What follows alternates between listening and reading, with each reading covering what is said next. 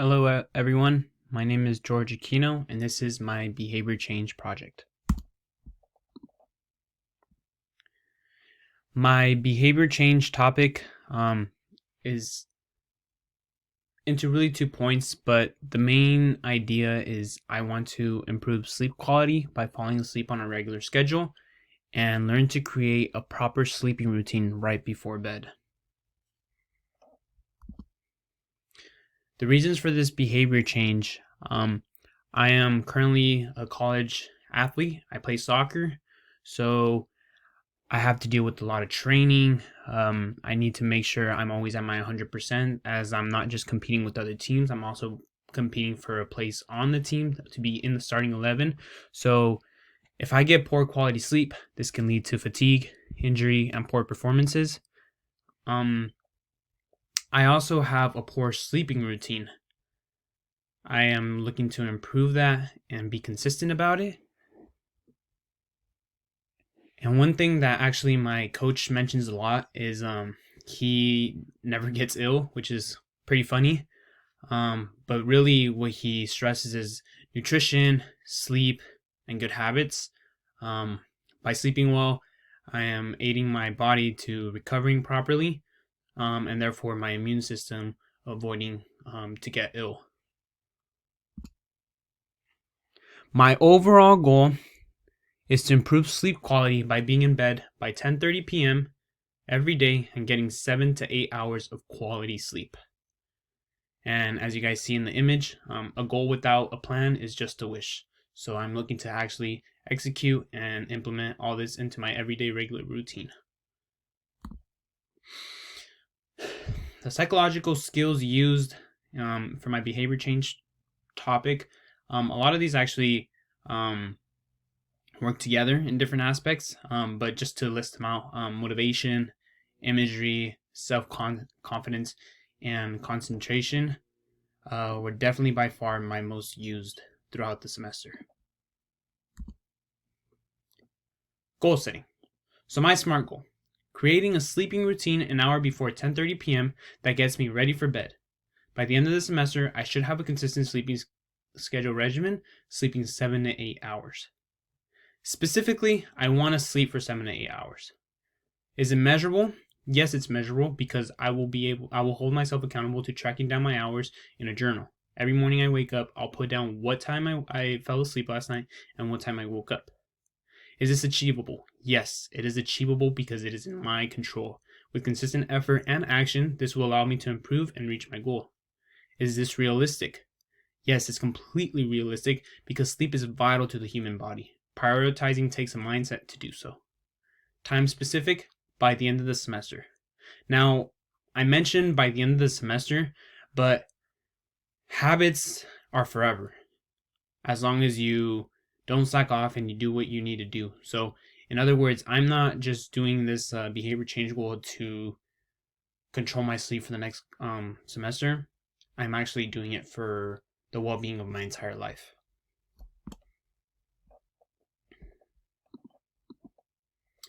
Motivation.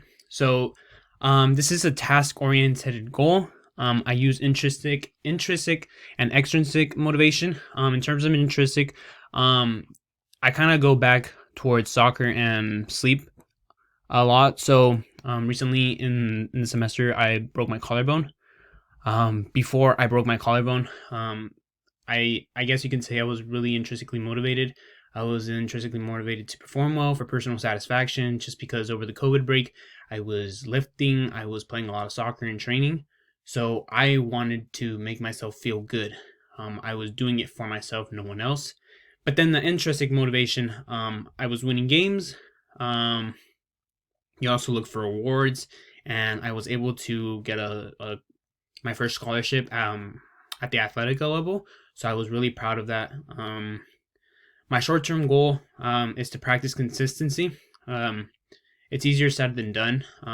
I think it's super difficult to do it, but using motivation, it keeps your eye on the ball.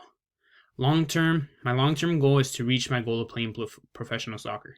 I do not know when that will happen, but as long as I know I'm doing everything in my ability to do everything right, which is sleep, and taking care of my body, I know I will be able to do that. So in terms of motivation, dynamic motivational drive promotes sleep preparatory behaviors and competes with other drives and desired outcomes. Um, I know that in terms of sleeping well, sleep deprivation can dampen the spirits of the great optimist. So the effects of poor quality sleep can manifest mood swings, irritability, anxiety, and depression, leading to me plummeting motivation. So they actually work in just like one on one. If you're doing poor in one aspect, you're gonna perform just the same on the other.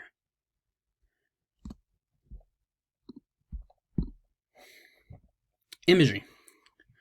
So I am looking to improve my through imagery. I improved my sleep by concentrating, enhancing motivation, building confidence, and then, like I mentioned before, I broke my collarbone, so I've been coping with pain injury. So the way I looked at this, seeing as I broke my collarbone, many might think that there's a fear of re-injury, but just putting a positive mental note in terms of healing and getting better. I know I have the opportunity that the opportunity will come once again. So imaging myself a couple minutes before bed of me healing properly, me visualizing getting a good night's sleep, were all key components of just maintaining my anxiety levels at a very low rate. And in terms of my sport, something I am going to practice, or I was practicing before I got hurt, 10 minutes before games or practices, I was imaging, and these were the days that I actually felt like I performed better. I would image myself having really good games or just really good moments throughout the match or practice. So, for example, I'm a defender. One thing I would picture myself doing is winning the ball every single time. When the ball's in the air, just headering the ball, winning it over any attacking force, and defending my goal at all costs. And then this also works. If you think negatively, sometimes I did get in my head where I was already stressed about something that hadn't happened. I was imaging in my head that I was gonna have a poor game, and those were the days that I usually had poor performances. So self-confidence. This is something I definitely need to work on. Sometimes I tend to get in my head. So confidence affects goals, game strategies, psychological momentum, and performance. So the definition of self-confidence is that you have the belief that you can successfully perform a desired behavior. This therefore encourages stable beliefs by restructuring and reframing thoughts, focusing on your own thoughts because those are the ones you can control. And in terms of that, when you sleep less, an individual feels less connected to oneself, your goals. You're more sensitive to the outside world, and you're much more prone to be irritable by those around you. Sometimes even the slightest gesture by another person might make you upset. So really trying to take control of those emotions is really important to self-confidence. And when you have self-confidence, you're able to build your self-image. You're able to achieve goals, take risks, emphasize strengths, and you also have the ability to help others. I myself am going to my senior year of soccer. So one thing that I really want to stress and do is actually be one of the leading team leaders. But it all starts from me. If I can't lead myself, how can I expect to lead my team? So self-confidence, especially in a high competitive sport, is crucial. Being aware that you have put in the work, and at that point, that's all you can do. It's super important. Because then you can, like I said, the confidence affects goals and game strategies. You can perform well. Then you'll just go on. Like if I ever do get stuck, I try not to stay there as long, because just like it is it is super difficult to get out. So it's just once I'm in that zone, I try to jump out as soon as possible.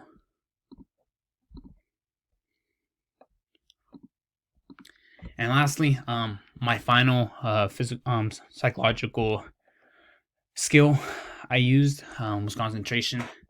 I learned that just being concentrated helps brain function. It allows you to avoid distractors and choking under pressure. You can also improve your positive self-talk. So by that, concentration allows you to be mentally relaxed, have a higher degree of control, and you also are in an extraordinary state of awareness of both your body and the external environment. So that goes back to the part where you're imaging. When you're concentrated on what you're doing and you're not worried about the past or the future or what's going to happen, you tend to be much more in the zone. You're in that spot in which you're in full control. You have the ability to do well. Your mind is clear, so you can focus properly. Those are all key components, especially in soccer. Sometimes it's a 90-minute game, and before the game, there's always stress. You want to win the match, and you don't want to commit any mistakes. But the fact is that you're going to commit mistakes. But just being able to get over that and concentrating on what the overall goal is super important.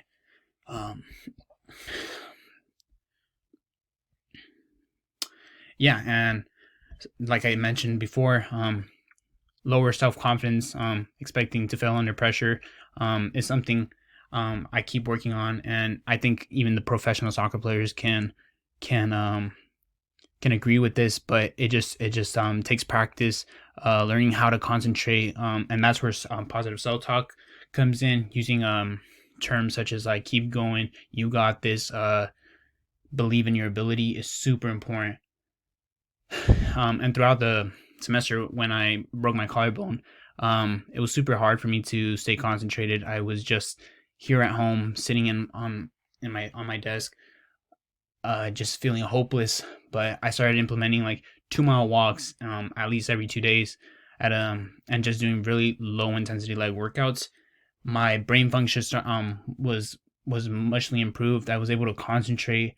I focus on the fact that recovering from injury is going to take time, but having positive self-talk, I told myself that I know I have the ability to get the job done, and eventually I will return to play. As long as I remain confident, steady improvements will be made. And in terms of my injury, my range of motion and strength will return.